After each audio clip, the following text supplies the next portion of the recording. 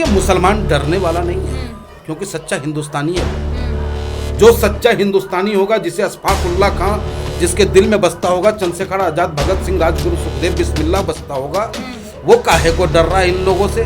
नमस्कार, स्वागत है आप सभी का एक बार फिर से मेरे चैनल पे। हमारे साथ बातचीत करने के लिए इस वक्त मौजूद हैं पंडित मनमोहन झा गामा। सर, सवाल की शुरुआत ही यहीं से करूंगी कि पटियाला में अब एक बड़ी हिंसा सामने आई है। जहांगीरपुरी दिल्ली, उससे पहले रामनवमी में आपने देखा कि किस तरीके से दूसरे राज्यों से तस्वीरें सामने आ रही थी। आखिर हो क्या रहा है ये भारत देश में? आखिर मेरे देश के नौजवानों को हो क्या गया है जी? देश के पढ़े लिखे वर्ग चुप कौन है, क्यों है वो, और सरकार कर क्या रही है? आखिर नौजवानों के दिमाग में ये नफरत भरी जो बीज बोया जा रहा है, ये कहां से परोसा जा रहा है? कौन से तालिबानी मानसिकता है ये? अगर मदरसा में शिक्षा देने की बात चल रही हो तो ये कहते हैं कि वहां तालिबान की शिक्षा दी जाती है। तो भैया, वहां पे कौन से तालिबानी थे?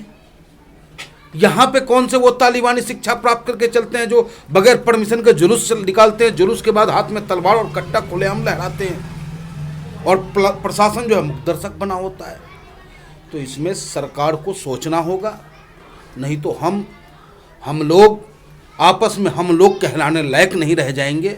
जो स्थिति सरकार के नेताओं के द्वारा, बड़े बड़े मंत्रियों के द्वारा जो बयान दिए जाते हैं, और उस बयान का असर पड़ता है आम जन पे। यानी कि आप सोचो कि बड़े बड़े नेताओं का बेटा तो वो अमेरिका में जाके पढ़ाई करेगा, और यहाँ गरीब हिंदू का बेटा हाथ में तलवार लेके जय श्री राम करेगा जी। तो माहौल तो स्वतः ही खराब होना है। बच्चों के हाथ में कलम, तो ये माहौल कौन खराब कर रहा है? सरकार, गोद मीडिया, सरकार के लोग। आप जब भी देखो, जहां भी देखो, हर चौक चौराहे पे अगर दो भगवाधारी खड़ा है तो एक ही बात चलती है कि भाई कुछ भी हो, मुसलमान तो ठंडा है। अरे मुसलमान कब गर्म रहा ये तो बता। मुसलमान तो एक ही वक्त गर्म हुआ है जब देश को आज़ादी दिलानी थी अंग्रेजों से। उसके बाद तो मुसलमान अपने काम में लगा है, दीन में लगा है, भगवान को याद करता है, अल्लाह को याद करता है, और उसके बाद जाकर के अपने रोजगार को करता है। लेकिन मैं आपके माध्यम से अपने मुसलमान भाइयों से खास कर अपील करना चाहूँगा कि ये मेरे मुसलमान भाई, 2 रोटी कम खा लेना, लेकिन बच्चे को पढ़ा लो। ये देश तुम्हारा भी है, हमारा भी है, हम सबका है। जब तुम्हारा भी बच्चा पढ़ लिख करके हाथ में कलम लेकर अधिकारी बन के बैठेगा तो तुम्हारे खिलाफ ऐसे बोलने वाले लोगों की संख्या कम हो जाएगी। तो क्या लग रहा है सर, अभी जो पटियाला में दंगे हुए हैं, उसमें कहीं ना कहीं जिस शख्स का नाम निकल कर सामने आ रहा है, उसको कहा जा रहा है कि अमित शाह का वो बेहद करीबी बताया जा रहा है। देखिए, चाहे वो सबसे बड़ा आंदोलन किसान आंदोलन था, 26 जनवरी का वो काला दिन,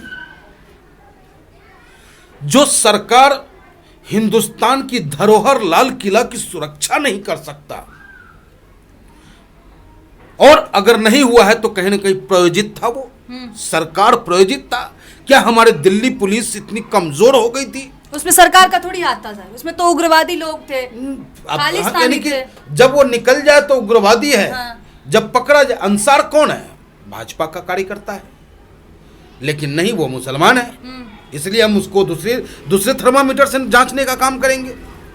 तो सरकार को ये मानना पड़ेगा कि उनके गलत नीति, गलत बयानबाजी, अनुराग ठाकुर जब कहता हो कि देश के गद्दारों को गोली मारो साले को, ऐसे शब्द का इस्तेमाल करो, और देश का गद्दार देश में है कौन? अगर है देश में गद्दार तो तुम्हारी सरकार और तुम्हारी प्रशासन, तुम्हारा आईबी, तुम्हारा इनपुट क्या कर रहा है? तो इसका मतलब तुम देश के लोगों को ही गद्दार साबित करके उसे गाली देते हो।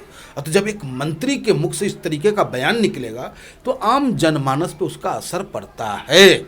इसलिए हम मंत्रियों को, नेताओं को, समाज सेवियों को ऐसे शब्दों का इस्तेमाल करना चाहिए जिससे कि समरसता बनी रहे, एकता बनी रहे।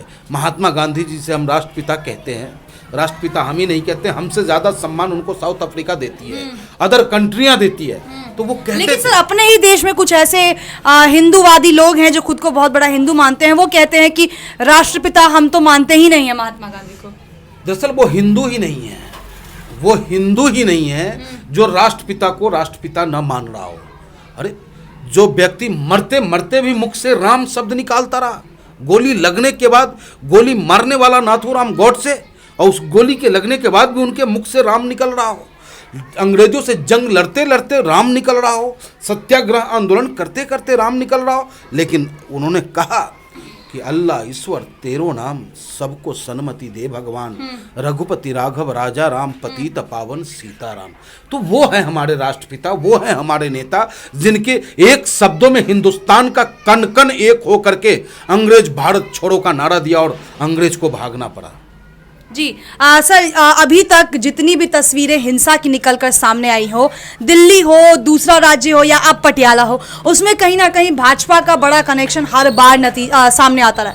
ये भाजपा को बदनाम करने की साजिश है या वाकई भाजपा इसमें इन्वॉल्व है? देखिए, कहते हैं ना कि बोए पेड़ बबूल के तो आम कहाँ से पाओगे।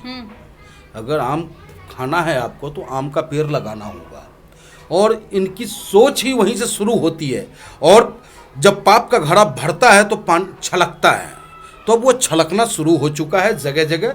इससे पहले भी राम यात्रा निकला करता था, शोभा यात्रा, भगवान कृष्ण की जन्माष्टमी, हमारे यहाँ पे भगवान श्री कृष्ण की जन्माष्टमी होती है। आपको मौका मिले तो आके आप देखना और उसको शूट करना कि हिंदू भाइयों से ज़्यादा मुसलमान के नौजवान मटकी फोड़ने के लिए वहाँ पे जय कन्हैया लाल की या मदना गोपाल की करता हुआ नजर आएगा। देखिए, मुसलमान डरने वाला नहीं है, क्योंकि सच्चा हिंदुस्तानी है वो। जो सच्चा हिंदुस्तानी होगा, जिसे अशफाक उल्लाह खां जिसके दिल में बसता होगा, चंद्रशेखर आजाद, भगत सिंह, राजगुरु सुखदेव बिस्मिल्लाह बसता होगा, वो काहे को डर रहा है इन लोगों से। अरे जब हम उन अंग्रेजों से नहीं डरे तो अंग्रेज के माफी मांगने वालों से हम कहाँ डरने वाले हैं। लेकिन सर, ऐसी खबरें आ रही हैं कि मोहन भागवत को जो राष्ट्रपति बनाया जा सकता है, ऐसी खबरें आ रही हैं लगातार। लेकिन क्या लग रहा है, अभी एक दलित को बनाया गया था, जिसके बाद भाजपा काफ़ी ज़्यादा जो है सुर्खियों में आ गई थी। अब मोहन भागवत के राष्ट्रपति बनने से कहीं मुस्लिम एक बार फिर से तो खतरे में नहीं होगा? क्योंकि हिंदू तो अभी भी खतरे में बताया ही जाता है। देखिए, न हमारा देश खतरे में होगा, न मुस्लिम खतरे में होगा, न संविधान हम खतरे में होने देंगे। जब तक ऑल इंडिया मजलिस इत्तेहादुल मुस्लिमीन का नेता बैरिस्टर असदुद्दीन ओवैसी साहब इस जहां में हैं, चाहे कोई आ जाए, हमें फना नहीं कर सकता, हमारे देश को नुकसान नहीं पहुंचा सकता। और ये उनकी सोच है, उनका विवेक है, वो किसे राष्ट्रपति बनाते हैं। लेकिन जो भी राष्ट्रपति बने, क्योंकि वो राष्ट्रपति देश के सर्वोच्च पद है, उस पद का सम्मान करते हुए अपने कार्य को करें, हिंदुस्तान उनका सम्मान करेगा। अगर निश्चित रूप से अगर वो संविधान से उलट कोई भी व्यक्ति हो, अगर कार्य करता है, क्योंकि उस कुर्सी पर बैठा हुआ व्यक्ति जाति विशेष नहीं है, वो देश विशेष है वो।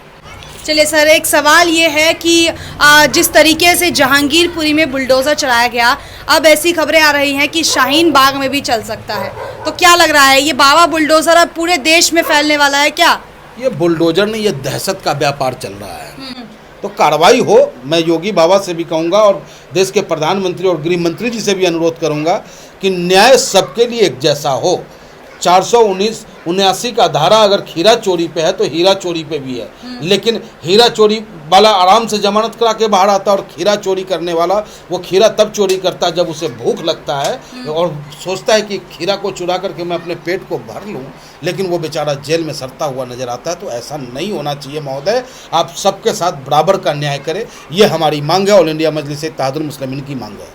सर, ख़त्म करने से पहले एक आखिरी सवाल ये करूंगी कि ट्विटर पर एक हैशटैग जागो हिंदू ट्रेंड कर रहा था, जिसमें ये लोगों का मानना है कि अगर कोई हिंदुओं को अब बचा सकता है तो वो प्रधानमंत्री मोदी ही हैं। अब जो देश के एक बड़े चेहरे हैं जो हिंदुओं को बचा सकते हैं, क्या कहना चाहेंगे आप? खुद एक हिंदू नहीं, देखिए, उस ट्विटर को चलाने से पहले सोचना चाहिए था, जागो हिंदू नहीं, जागो हिंदुस्तानी होना चाहिए था। कि जागो हिंदुस्तानी, महंगाई कहाँ पहुँच गई, जागो हिंदुस्तानी, बेरोजगारी कहाँ पहुँच गई, जागो हिंदुस्तानी, शिक्षा का क्या हाल हो रखा है, कितनी महंगी शिक्षा हो गई, जागो हिंदुस्तानी, कितनी महंगी जीवन रक्षक दवाइयाँ हो गई। तो ये सब होना चाहिए था, लेकिन ये लोगों को डाइवर्ट कर रहे हैं और ये उन्हीं के लोग हैं।